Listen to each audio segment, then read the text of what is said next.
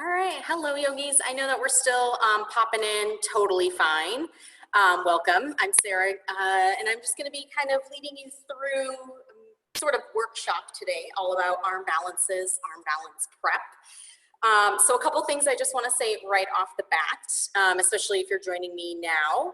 I'm just gonna kind of move through some stuff today, and if towards the end of practice, you have any specific questions for yourself, maybe an arm balance you're working towards, any really deep questions that you have, you can send them my way, either chat box, or if you wanted to put your video up, I'll be able to see you and I can kind of guide you through some stuff. So let's just go ahead, get started. I know people are still popping in, so I'm just gonna start kind of really basic here, just for the first couple minutes. So whenever we think about arm balances, I want you to think about starting from your base, and your base is actually your palms and your wrists. And so we often do some wrist stretching when we start our practice, but there's a couple things that I just wanna offer up to you. So as you keep kind of moving through your own practices and as you work, you can keep these things in mind. So first things first is we're gonna do just a little bit of a finger exercise. So you're just gonna take both hands and just think of curling, trying to just curl the top of your fingers, pull them in and really squeeze them close and feel that tension. You might even feel it across the top of your knuckles, and then let it go. And just take that a few times. Curl them in, squeeze and release. Curl in, squeeze and release, and curl in and release. Now taking our hands, we're gonna take one palm and just get a little stretch. Pull those fingertips back. They can either be pointing up or pointing down. Just kind of countering what we just did. Switch that out. You can also do this on the floor. So you can take your hands and just press them into the ground, and you can kind of peel the heels of your palms up, kind of pull back. You can take that as much or as little, and these are also things you can do just kind of throughout your day to take a bit of a break, counter stretch those wrists, fingers. Okay, so getting a little bit more into the wrists. So sometimes we take our wrist circles. So usually our hands are open, we just kind of flail them one way, the other way. So taking that a little bit deeper, again, kind of clench, not all the way to a fist, but just a gentle fist. And then start to take those circles and go really slow. And you might even take that a little bit further into your fist. It feels a little bit different than if your hands are open and you're just kind of curling and flailing them around. And go the opposite way.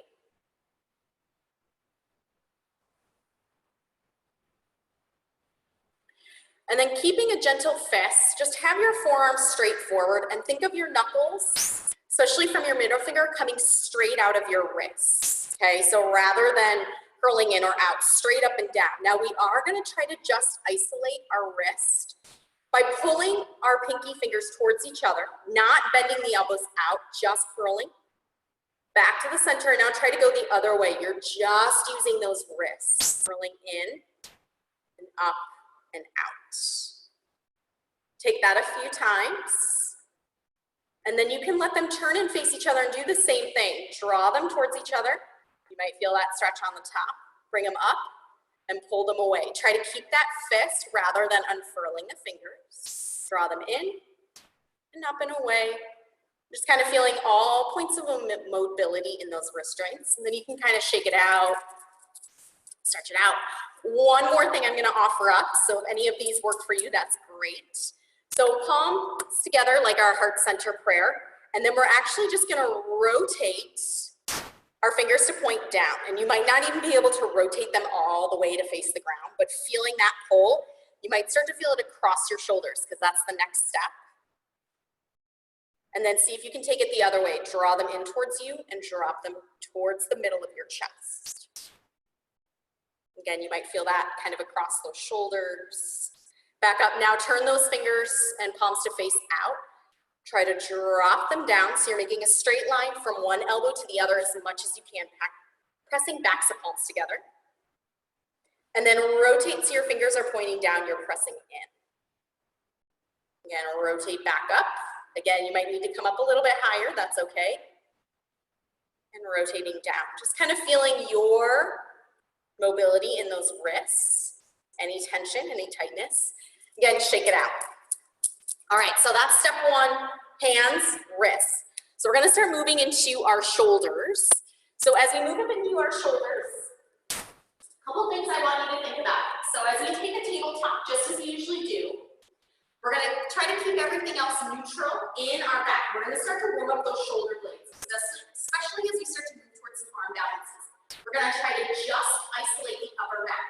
So begin to drop your chest towards the ground like you're squeezing your shoulder blades. But again, your low belly didn't arch. That stays where it is. It's just your upper spine. And then press and try to press your mid and upper back towards the ceiling. A little bit of a cow pose, but you're not curling that low back. So see that difference of pressing here, not pressing up through here. Again, drop the chest, squeeze those shoulder blades together, maybe a little bend at the elbows. And then press up. So just kind of move through that a few times. Maybe notice if you are taking it in your low back, especially if you have a mirror, you can double check and make sure you're just isometrically moving the upper spine. Squeezing, pressing away, squeezing, pressing away. So we're going to take that now on our belly. So as we come down, we like to think about core as the front and the abdominals, but your core is actually also your back. So bring our hands behind our head. Elbows are wide, so you're already opening your back. Pressing into your lower body. So we're just going to lift the upper body. Elbows stay wide. Slowly, steady, lift your chest up. You might feel that in your low back. Bring it back down. Take that a few times. So you're not pulling up as high as you can. You're moving through it slowly. Almost think of it as a 3 count. 1, 2, 3, and lower. 3, 2, 1. 1, 2, 3, lower. 3, 2, 1. 1, 2, 3, lower. 3, 2, 1. Now bring your arms underneath you, and now we're just going to do the lower body. So think of the back of our knees lifting. If you think of it almost like your airplane pose. So now my core, my front and back is going to be strong and pressing into the ground. Imagine someone pulling your feet and your ankles away and slowly lifting your legs up. Engage those glutes. Think of your airplane pose. Reaching out long, lowering back down. Take that a few times. Lifting up. 1, 2, 3, lower. 3, 2, 1. So it's slow and controlled. You're going to need that same lift whenever you move into any sort of arm balance with the leg lift. So your flying pigeon, your hurdlers, this is what you want to think about lifting up with that back leg. Coming back down. Now we'll come up to our tabletop. We're going to take a moment, send your hips high, find a moment for your down dog, kind of shake it out, stretch out those calves, release the feet.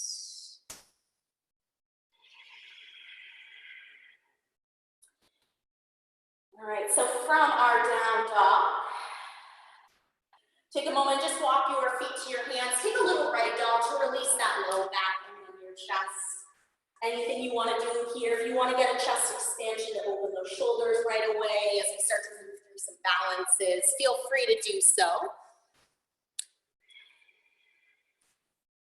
Also kind of warming up those hamstrings, back of the legs.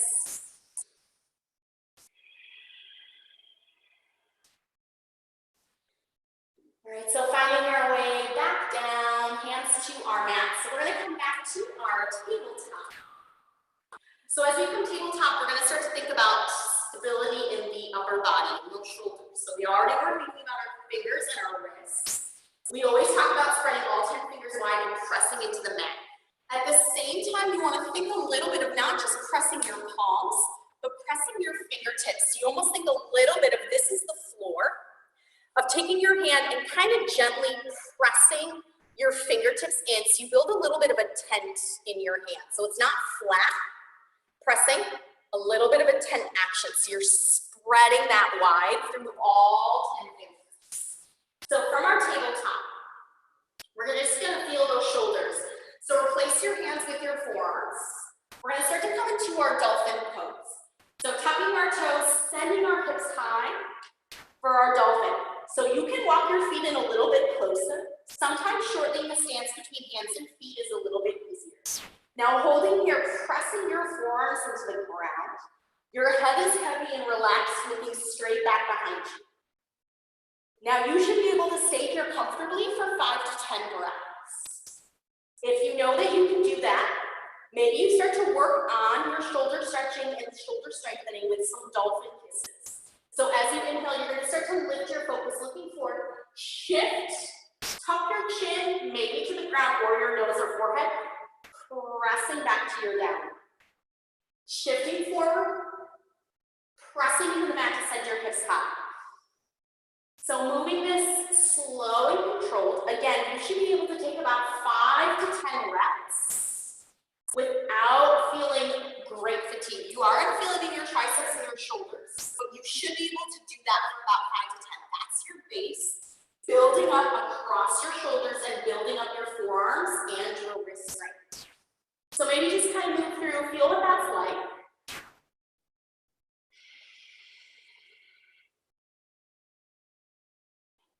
Then you can kind of take a pause, shake it out. You don't have to do all of those right now because we already worked with some arm balances, but just so you can kind of feel that opening in your back. So a couple of tips I'm just going to offer up to you. So as we move through, as you continue to move through your own yoga practice, there are a few things that I always like to remember and keep in mind. Whenever you're taking a yoga practice, feel free to skip a chaturanga. Okay, especially if you know that instructor, you know their class typically has a lot of chaturangas. Maybe save that wrist strength and that wrist compression and avoid overstraining in your shoulders by skipping a few chaturangas. Maybe go right back to your down dog. Maybe know that today is that day that you are going to throw in an arm balance for yourself. So there's no need to over fatigue the shoulders.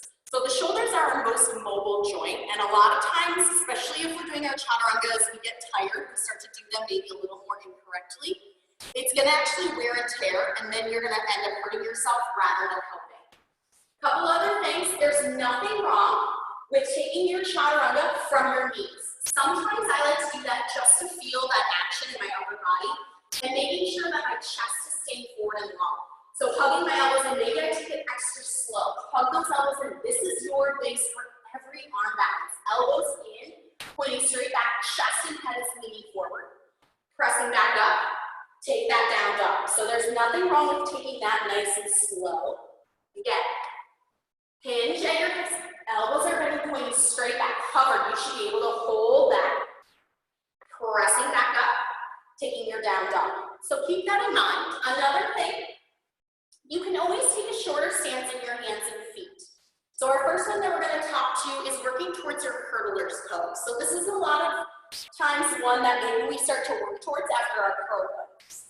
So I take my feet a little bit closer towards my hands. So actually, as I shift forward, everything is stacked. Ideally, whenever you're arm balancing, your shoulders are over your wrists. If your hips are lifted, you're trying to get them stacked over your shoulders. If you're floating your legs up, like a handstand, forearm stand, headstand, you're trying to imagine everything is a straight line up and down.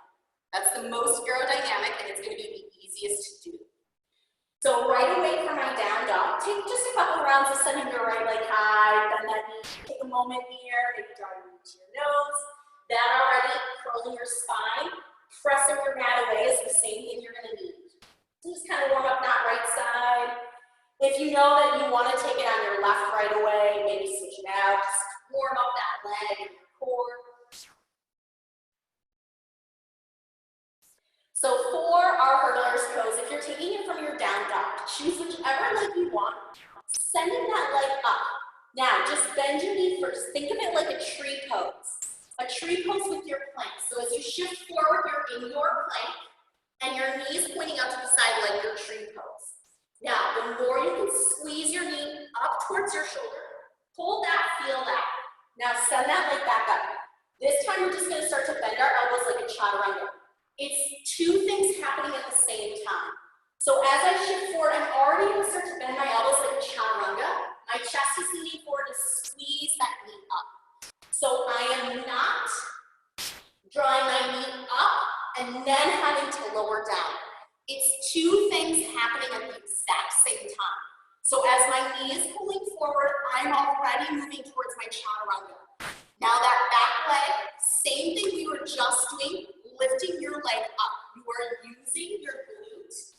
and your hamstring to float that leg up like your airplane pose. So as I open that knee out, I'm pressing my mat away, cat back. Then I'm shifting forward, maybe the leg kicks, maybe it stays bent. Squeeze that back leg and continue to float it towards the ceiling. So the more you can think of your knee and your heel pressing and lifting towards the ceiling, okay? That's step one. Step two, you can also work it more for your chin stand and a little bit of the side of the head. So I always like to say that arm balances in yoga in general, everything is layered one on top of the other. So things that apply to one arm balance are going to apply to the other one. So feel free to kind of keep trying that if your hurdlers is where you're at. You can always link and add on more and more if you want to. So I'm going to kind of talk through something right away here. If you feel like you have your hurdlers, you can start to work towards adding in your 8-angle pose. So if I was doing that left side again, my knee is opening out at the same time I'm shifting forward. I'm going to kick, send it out. Now that back leg is lifted, I'm going to start to swing it out to meet my second foot. This is essentially your 8-angle, slightly different. Step it back, step it back. Look, I'm in my plank. Press up. Take your down dog, okay? You can always add in that little extra if you want to in your practice. If you're still working your hurdlers, awesome. So, what I was saying about that chin stand, think of it like your fallen angel, which we're gonna get to. So, if you are in your down dog, again, especially if your feet are way back here and your heels are lifted, and as you come forward, you're pulling off, you wanna be stacked. So I always like to step my feet in again a little bit closer, so I don't have as far to go to stack. So I'm going to send that leg up, pulling that knee out to the side as I chatter onto my chest. Now from here, okay, you're going to kind of bring your head down towards the ground to float that leg up. Okay, now a variation, whenever we talk about flowing our chaturangas, from your down dog, let's say you have one leg high, and we talk about you can take it to your one leg chaturanga. Same idea, you're going to keep thinking about that leg is pulling and lifting towards the ceiling. So you're not coming down, even though you want to think about your weight and everything pulling you up. So with one leg up towards the ceiling, again, maybe that shorter stance, as I come forward, as I'm going to chaturanga, I'm going to keep lifting that leg towards the ceiling. Maybe my head comes down, kick, to press up. Most of my weight is in my hands. My head is just there as an extra little counterbalance. So as that leg keeps reaching towards the ceiling, I'm going to kick my second leg, okay? Think of it like you're standing splits. So when that leg is high, still lifting and reaching towards the ceiling, even though my chest is coming down towards my bottom leg. So one more time, and I'm going to actually switch sides here. So let's say we're in our down dog. Again, you're floating your leg up, shifting forward, taking your high plank. As you start to lower down, I'm already in a chaturanga, I'm already bringing my chest down, and I'm continuing to send that leg up. From here, I'm going to press, and I'm going to think about squeezing my legs. Take a little scissor, and press back. You're going to think about your inner thighs passing each other, and squeezing to send them along, okay? So those are a couple kind of variation things you can think about in your down dog, floating one leg, adding in your hurdlers, maybe trying that 8-angle pose. One more thing I'm going to say, especially from that hurdlers into your 8-angle pose, and this is true for any arm balance, there's always a sense of a teeter-tot. So, especially if one leg is reaching out in front, one leg is behind, as that second leg is coming out, I'm going to have to lean towards one side so I can keep those legs coming together. So one more time, I'm going to kind of face the front this time. So from that down dog, I'm going to bring that knee up. Same time, you're going to simultaneously chaturanga. That leg can be up, kicking up. Now I'm going to keep leaning into my left to swing that leg out. I'm balancing on both hands. Step it back, press down to lift up. Take your down dog. Okay? So take maybe like a minute or two, kind of work through maybe a little bit of that for yourself. Yes. Okay, I just had a question about breaking down the demoing, jumping to the top of your mat. Okay, so, woo, it's hard when you talk and try and move. So, I am gonna talk about that. And yeah, if you have things as we move through class, you're like, hey, I really need more on this. So, this is actually, thank you, Marissa, this is actually a great segue into the next one I want to talk about.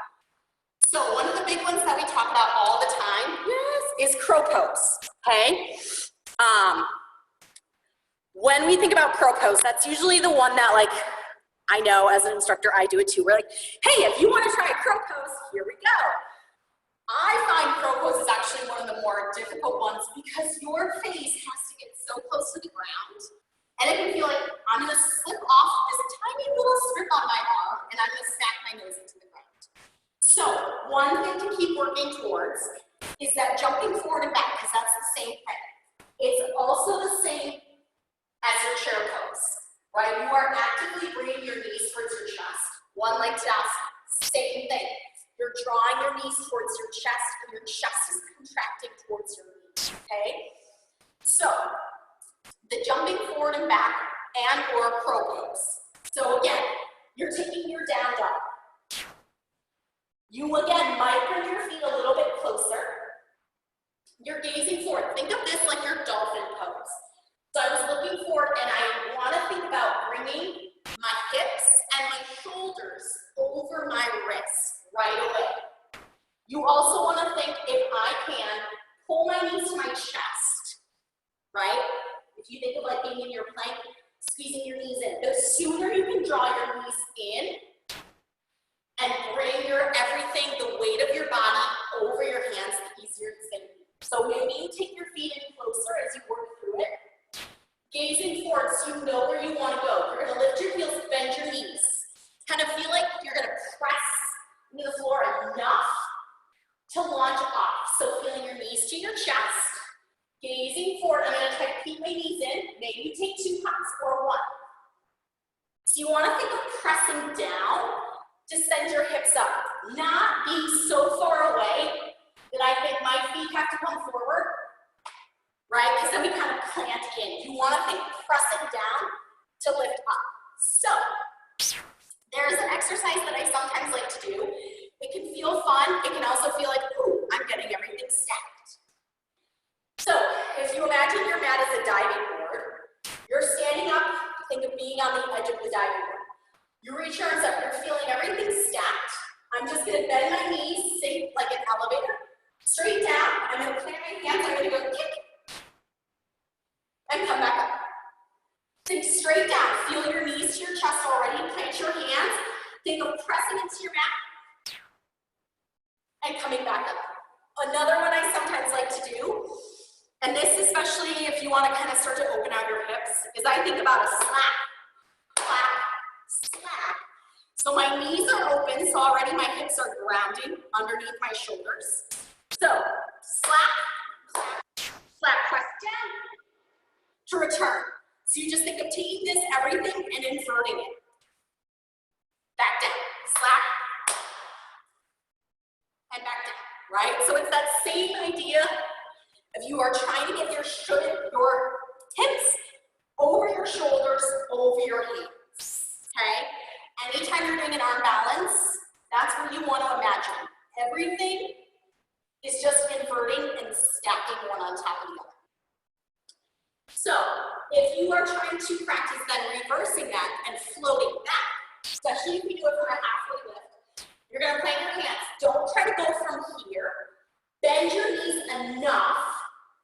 So you almost think like a little bit of that crouch and curl. So my chest, my focus, my chin is going to keep going forward. My shoulders are already over my wrists. All I'm going to think about is sending my hips up and shooting my feet back to land in a chaturanga. Okay? So you can also take this 2 little hops.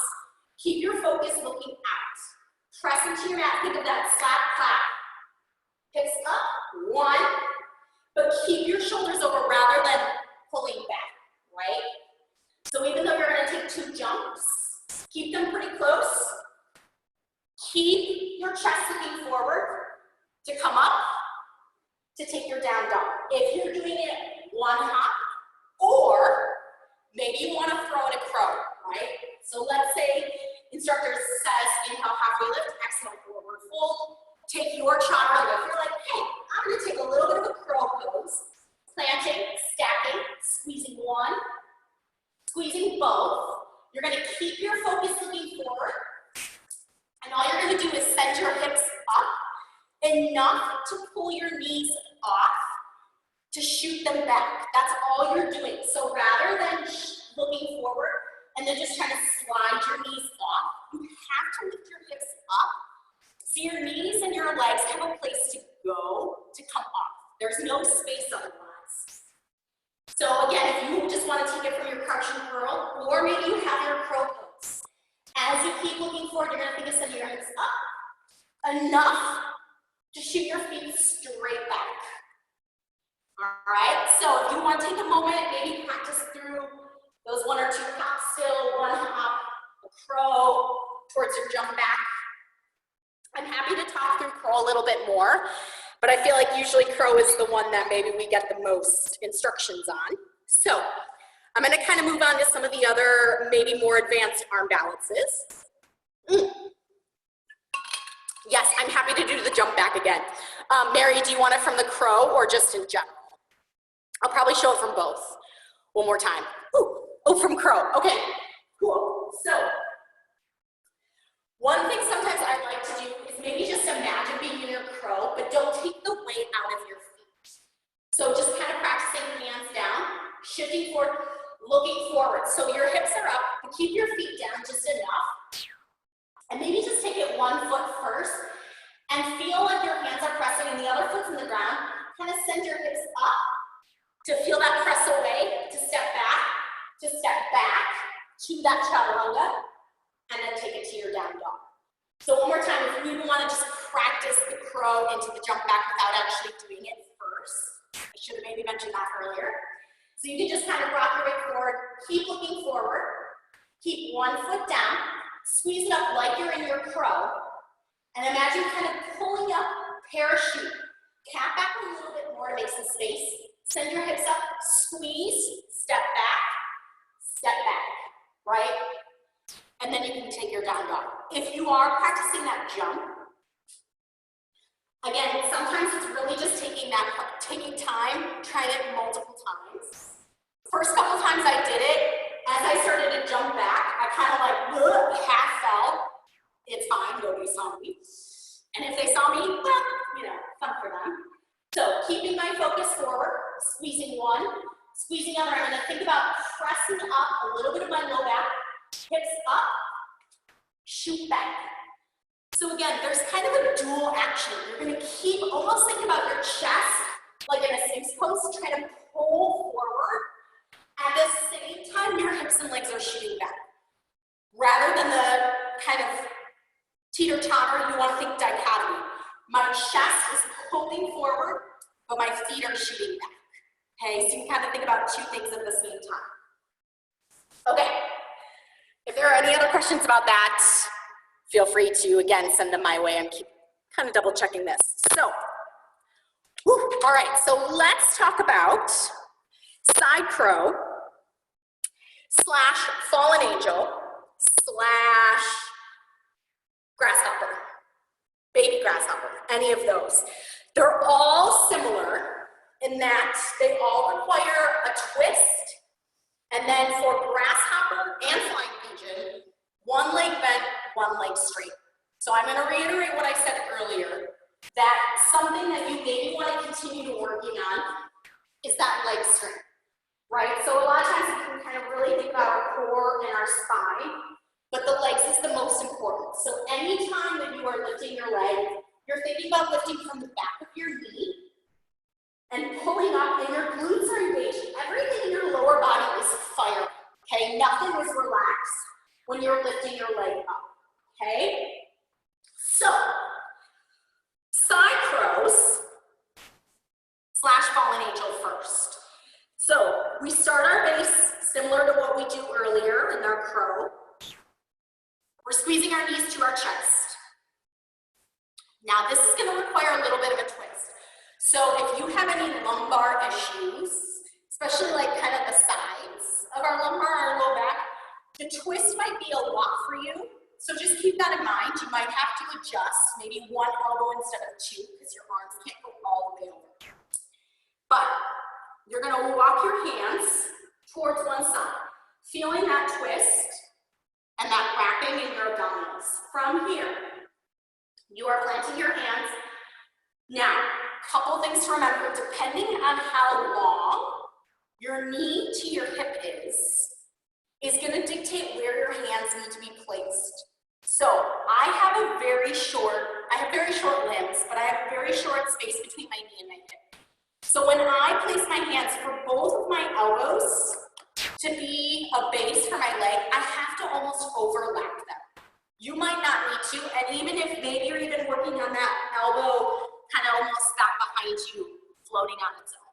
So, hands for me, again, a little bit stacked.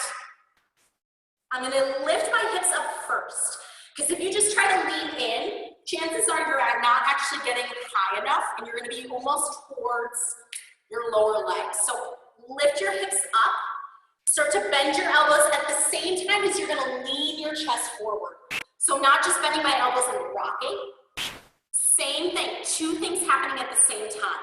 I'm gonna start to lift up as I chaturanga so I have that shelf to lean on. One leg can start to float and you're gonna think of squeezing your bottom foot in. You were just in that little bit of a crunch and curl, everything pulling in, same idea. Now you're just taking it sideways, but squeezing your legs like you're in a chair pose. That's what you wanna do with your legs. So as I twist, I'm gonna lift up, bend my elbows, keep your focus looking forward, lift one, and then try to squeeze that second leg in. Now you can turn your focus if you want to, and maybe you start to bring your head down. Most of my weight is in my hands, but I already start to feel my feet pulling up towards the ceiling. That can be step one towards your fallen angel. My knees and ankles are squeezing, but all I did, because I started to go from here, horizontal, to laying my head down, now it's that teeter-totter. So I keep squeezing my legs as I start to think about pushing my feet towards the ceiling. That's step one towards your fallen angel. If you sort of have that and you want to start to move towards fully extending that leg up towards the ceiling, hands, again, so once you arrive at your side crow, as you bring your head down, I'm going to keep squeezing, but now I'm just going to start to slide one leg to push up. And again, I'm still lifting in both hands to press away. Now, the big thing about your side crow, and especially as you move towards that fallen angel, is actually engaging your abductors. So your adductors are inside, your abductors are outside. That's kind of that outer muscle that maybe you feel, especially when you take a figure four or pigeon. That's what you want to think about engaging as you keep lifting towards the ceiling, okay? So, hands are down, I start to teeter-totter. As my head reaches our mat, keep squeezing my legs together, start to float those toes up, and then slide one leg up towards the ceiling. It might be out to the side, and that's just about your abductor strength of pressing and pulling and lifting up towards the ceiling, okay? So, similar to a full grasshopper. So, grasshoppers, your base is your figure four. So from your figure four, it's a combination of your figure four into your side cross. As I cross, you might have to kind of take your fingertips, and for me, depending on how your Achilles are, I like to come all the way down first and kind of feel that. Your hands are going to start to walk over to the side, similar to your side crow. Now, this time, my foot is going to be resting on my triceps. You're going to try to get it as high as you can. Same thing as your side crow. Hugging your elbows in, you're going to lift up to start to squeeze that leg up. Now, you can stay here, finding that balance. So it's a twist, but now it's a lot on your outer hip. Those abductors are going to be working. So if I do it on the other side, and you can take it from standing too, if coming all the way down does not work for you, take a little bit of a prayer twist, keep bending, try to draw your weight into your heel. So your fingertips can come down. Maybe you start there, or maybe you start to connect your foot to your tricep. Keep looking out, hug those elbows in, lift the leg. If from here you feel like, okay, I want to try to kick that, you're just going to straighten that bottom leg. Nothing else happens. There's no weight on that bottom leg. So it can kind of flow in and out if that feels okay. Start by being as small and compact as you can. So that's the thing to think about with any arm balance. Your center of gravity wants to be as low as it can. You want to think about being condensed and as small as you can, as compact. From there, once you feel that stability, everything's centered and pulling in, then you can kind of let those extemporaneous limbs flail out, do anything they want to. But you're thinking about still keeping everything connected as one thing maybe shoots out. So that's something to keep in mind too. Also keep in mind that you should really just think about finding the base first and see if you can about 5 to 10 breaths. Then from there, if you feel solid in those 5 to 10 breaths, that's a sign that you can start to move on to add in something else. Okay. Yes, I can totally show baby grasshopper. So what I just did was full grasshopper. So baby grasshopper. I sometimes like to do baby grasshopper instead because actually I get it as a stretch too at the same time. So for this one, you're going to start in like a forward fold with your feet about hip width distance apart. It's also very similar to an 8-angle pose.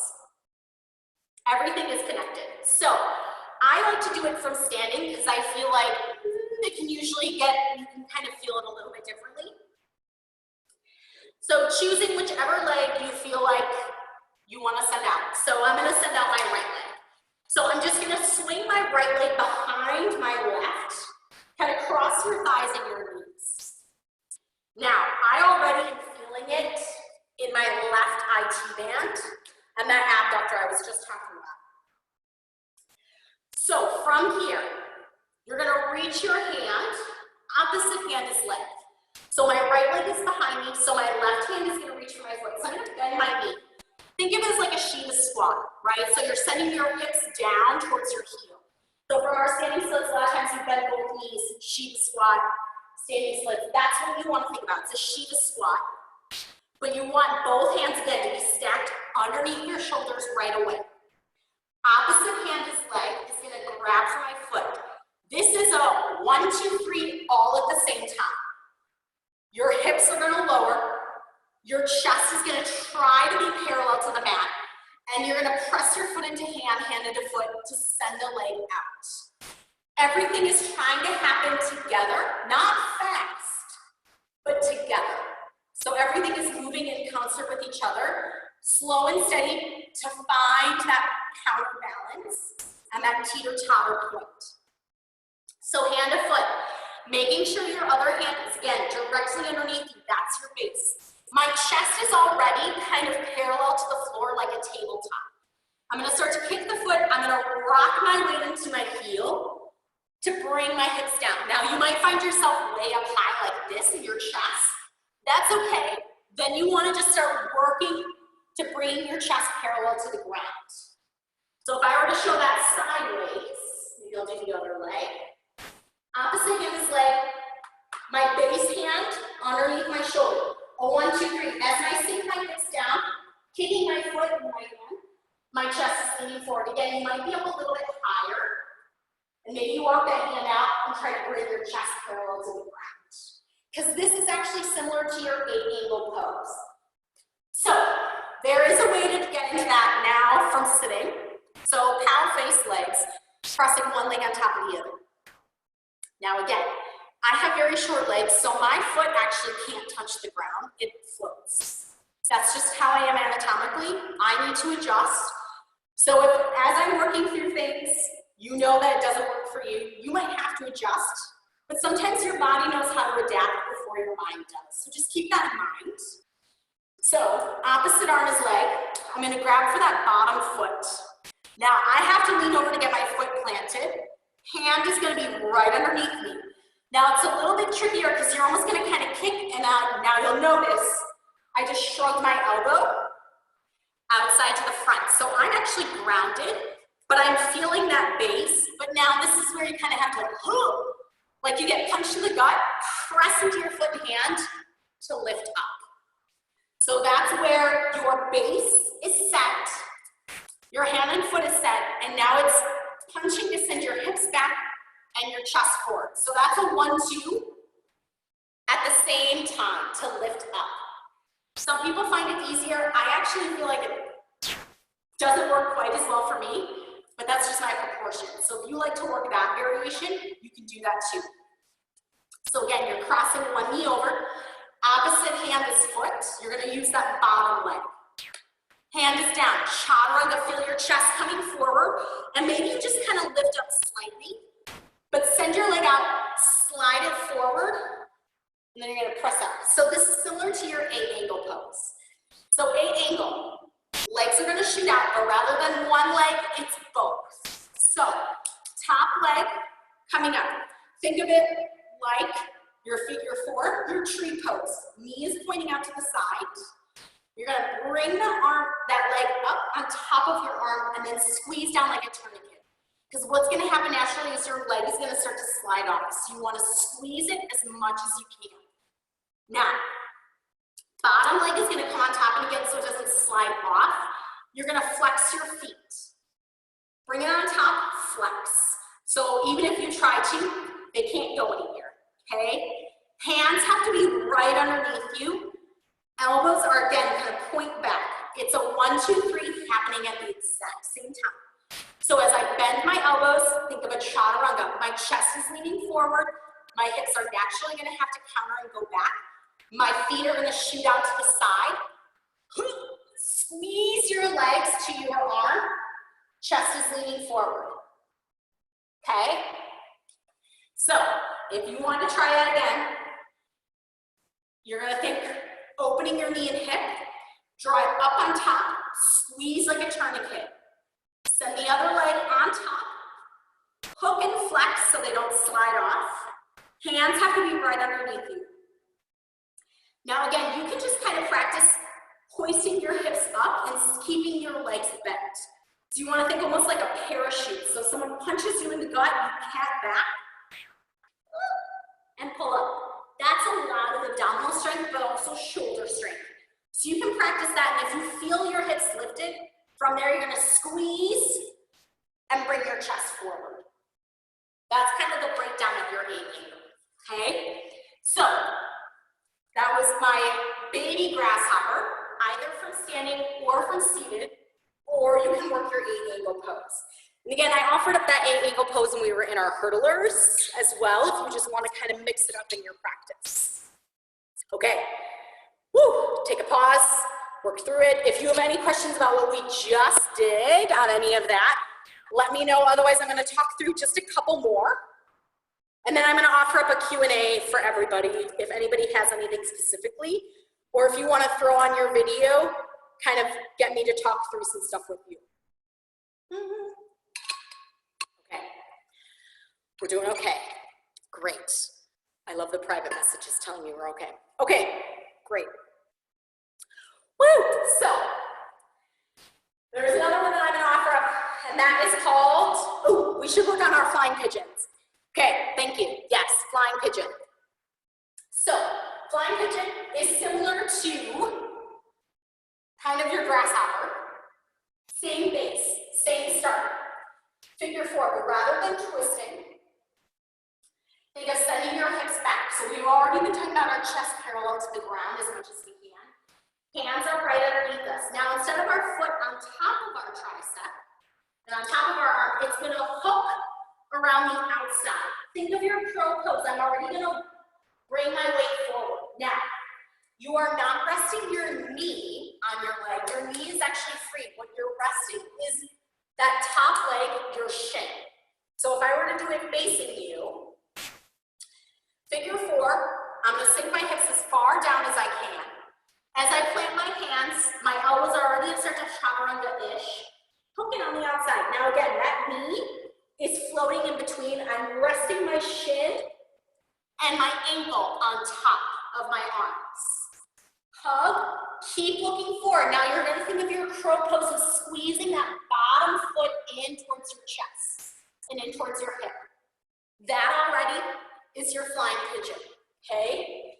Now, if you wanna start to take it further, think of that same hamstring back of your knee float as you would in your hurdler's pose. Maybe I'll do the sling. So, no, maybe I'll do the sling. So I'm just trying to figure out which is gonna be best for you to see. So as I hook around, I'm gonna rock my way forward, I'm gonna squeeze. Now, that bottom knee wasn't connected to anything. So I'm gonna keep squeezing my shin and my leg, send it back, and maybe come down, right? So you're just gonna think about squeezing, and then that leg is free to do what it wants. If it wants to pull out, come back in, and maybe you kind of practice that, and back up, okay? So that's another thing that you can keep working on. If your outside hips, those abductors, or your Achilles feel tight, you can always just practice with maybe blocks or anything to bring your hands down and maybe just kind of practice sinking low, hooking, coming back up until you feel like you can get those hips low enough to start to work that, okay? So, I'm gonna talk about one last one, and that is our firefly. So, firefly, think of your yogi squat. Now, instead of your hands out in front, your hands are gonna be behind you. You're still making a shelf with your triceps. So this one is a little tricky for me again, proportions. I can't get my hands flat to the ground when they're behind me. My arms are too short. It might be easier for you to do. Awesome. So you're gonna lift your hips up. You're gonna hug your elbows in, just as if you were in a runner's lunge, and maybe working your hurdlers from your runner's lunge. So I'm gonna send my hips up, hug my elbows underneath to plant my hands behind my heels, and then I'm gonna sink my hips back down. I'm squeezing my elbows, actively pressing my elbows into my legs. And my hips are dropping down. Now, this is where instead of your chest being parallel to the ground, you're gonna try to drop your hips low and lift your focus out. You might need to shoot one foot at a time, kind of walk them out. And then all you're gonna do is think about kind of pulling one knee up towards your chest and then floating your second leg. If you go too far, you're gonna probably slide back and roll down. Totally fine. So when you're up, you wanna think, so once you're here, you wanna think about continuing to squeeze your knee up to float a leg. And you can even practice it grounded. So hugging your elbows in, hands underneath your heels, and kind of walk those feet out and keep squeezing and see about pulling your knee up. So it's actually gonna be some core strength and quadricep strength. Okay, squeezing, floating, coming back down. Squeezing, floating, coming back down. And then if you wanna try it again, once you're up, this is that point where this is really that teeter-totter. So as my hips are dropping down, as I walk one foot at a time out, my weight's already dropping back. So you wanna keep your chest lifted as you float, whoop, and maybe you come back down, okay? So that is your firefly. So, that was a lot of information. Woo! All right, let me ask you if there are any specific questions from anybody about what we just kind of worked and talked through. Cool, okay. So, I want to, now that we kind of worked through some of those, I just want to leave you with a couple things to keep in mind. So whenever you are working through your own practice, whether you are taking practice a class or you're working on your own, there are always opportunities for you to continue. In Firefly, how to get your legs on your arms. Ooh, okay, Mary, I'll answer that in a quick second. So, couple things to keep in mind. So, us as instructors are not always going to be cueing arm balances, but you can continue to kind of work them in on your own. So, opportunities, and I see it a lot of times, when we're taking our chair, we're taking our prayer twist, people know this is an easy spot, I can drop down and work on my side curl. Awesome. It's also an opportunity for you to work on your fallen angel. If you're ever in your yogi squat and we're hanging out there and you feel okay, that's a point where you can take that open crow. Elbows in, knees out, shifting right forward. Maybe you're like, I feel open. I haven't done a lot of chaturangas. Wrists, shoulders feel okay. I'm going to take a moment, try to work in that firefly. So Mary, sending your hips up. So if you're in your yogi squat, draw those hips up. You're going to really hug your elbows in and try to send your fingertips as far back as you can. So my elbows are behind my legs and my triceps are underneath my knees.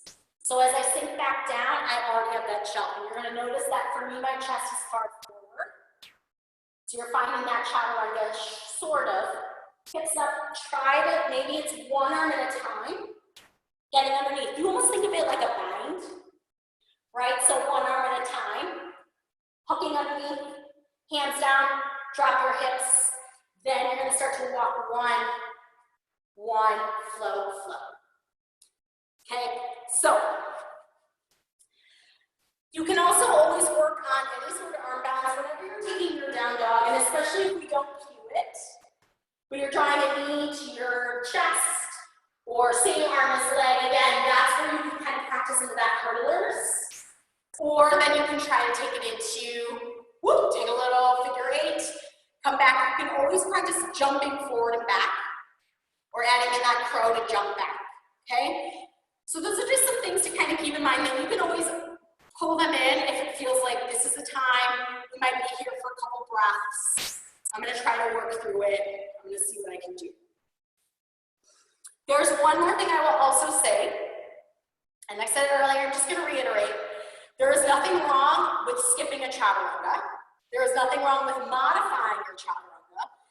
And almost think about kind of saving that wrist strength and saving your shoulders for maybe working in arm balance if you feel like you're ready to do that. If you're still working your shoulder and your wrist strength, chaturangas are a great way to do it. But again, keep in mind that it's better to modify your chaturanga and be slow and steady than start to do your chaturanga with your elbows out. Or the thing that I see a lot of times is our head is heavy, so we start to get that dowager's hump in our back. So we're curving our spine, and then we're kind of pressing, and then we're dropping into our shoulders. This is your base for any sort of arm balance. So rather than sinking down, you're pressing and trying to lift up, right? Whether your knees are floating or you're in your crow or your cobra, you want to think about lifting up, not pressing and staying where you are.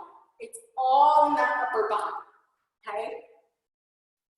So keep that in mind. Chaturangas are great, but resist the tendency to just feel like it's a transition of flow through. Be purposeful with your chaturangas.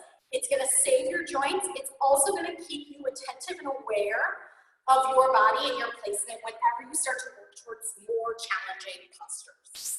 So I'm going to, it is almost 4 o'clock. So if you want to dash out, awesome. If you have any last questions for me, again, if you wanted to direct me specifically towards your video, I'm happy to do that, take a look at stuff. If there's any last remaining things, or as you kind of keep moving through, especially your practices for the rest of the week or the next couple weeks, if there are specific questions you have about arm balances, feel free to send them to the studio. They will send them my way. I am happy to address them. I am happy to put them into my flows if there's something you want to see kind of moving through a practice. So if you are leaving me, awesome, thank you so much. If you are wanting some specific questions, anything answered, you can let me know here. And I hope you all have a great rest of your days, enjoying the sunshine, all of that stuff. Thank you so much, everybody.